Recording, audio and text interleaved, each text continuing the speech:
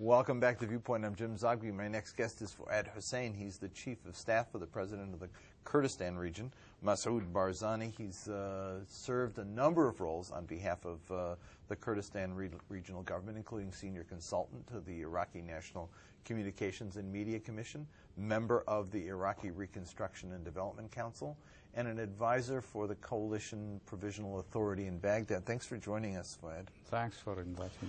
The president had a major announcement that he made this week. He went down to Fort Bragg and in effect says the war is over. Is the war over from an Iraqi perspective?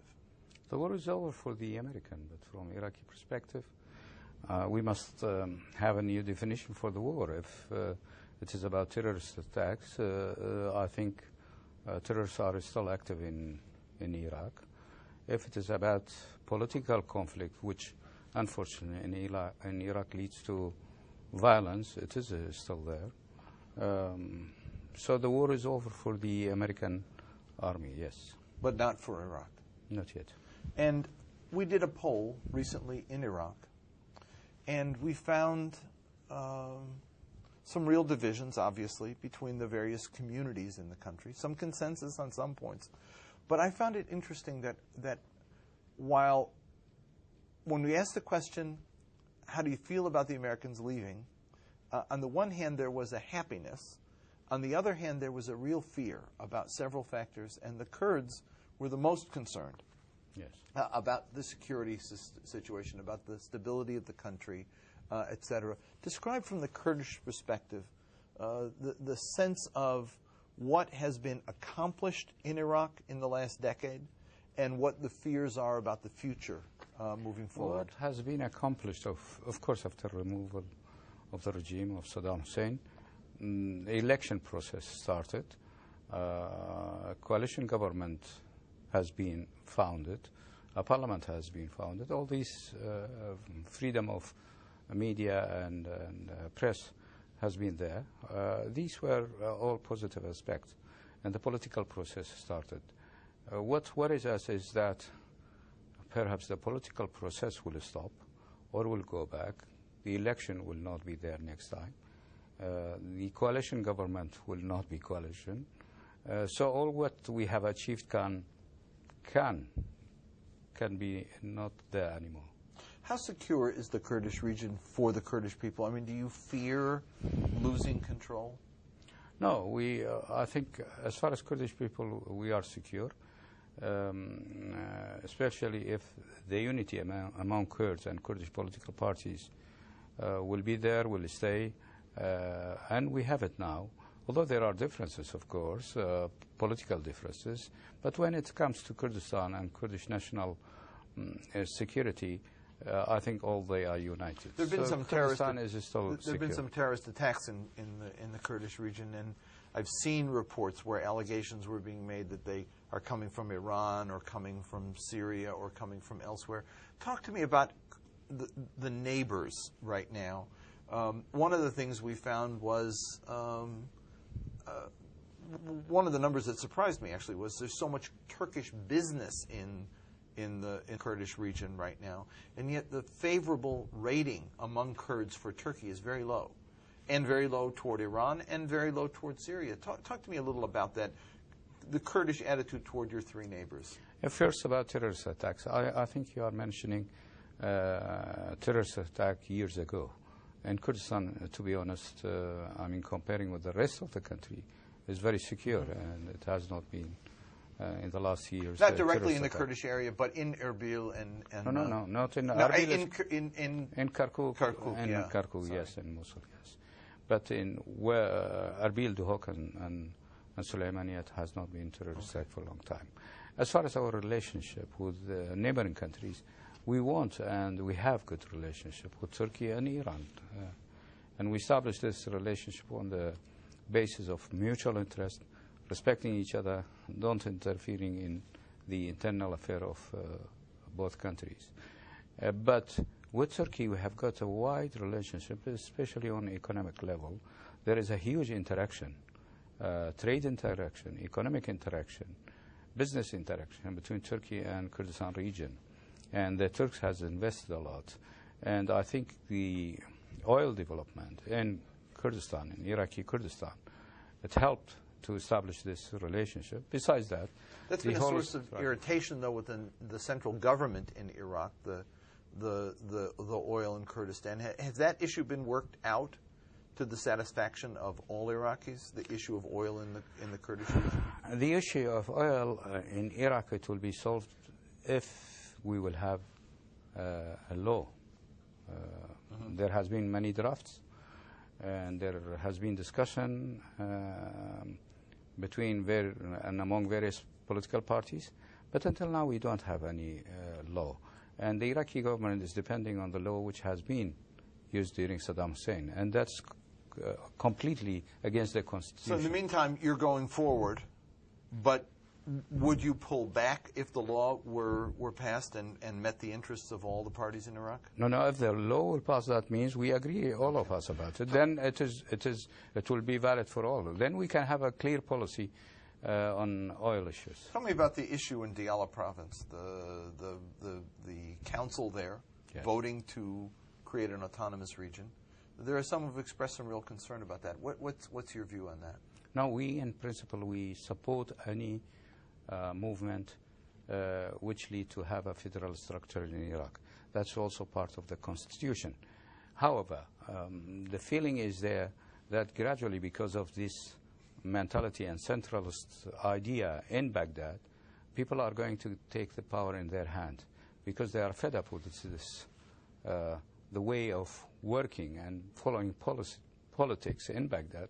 So you see, in Salah ad-Din, the council started to talk about having a federal structure in that governorate, and Diyala started, and before that Ramadi started, and Basra started, Quds started. So I think either Baghdad will be a government for everybody and for all, and we will have a real democratic government wherein all groups, they will be part of it, or it will be a government which is going to the direction of having everything in their hand. And because of that, of course, the others will try to be far away from Baghdad. Speaking of that, the coalition government that was formed came to some agreements.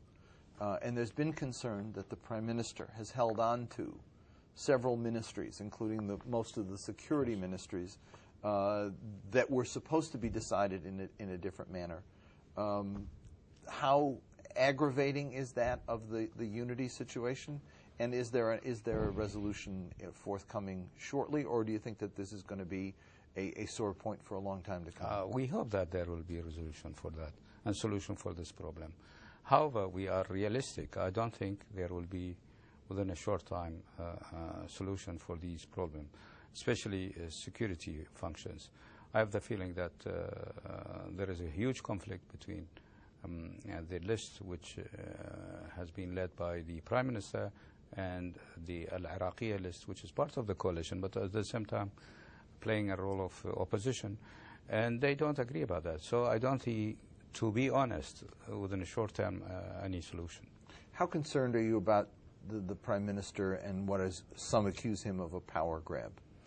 It is not about the Prime Minister. It is about the policy in Baghdad. We are very much concerned about the policy in Baghdad, and we think if it will continue as it is now, it is going the wrong direction.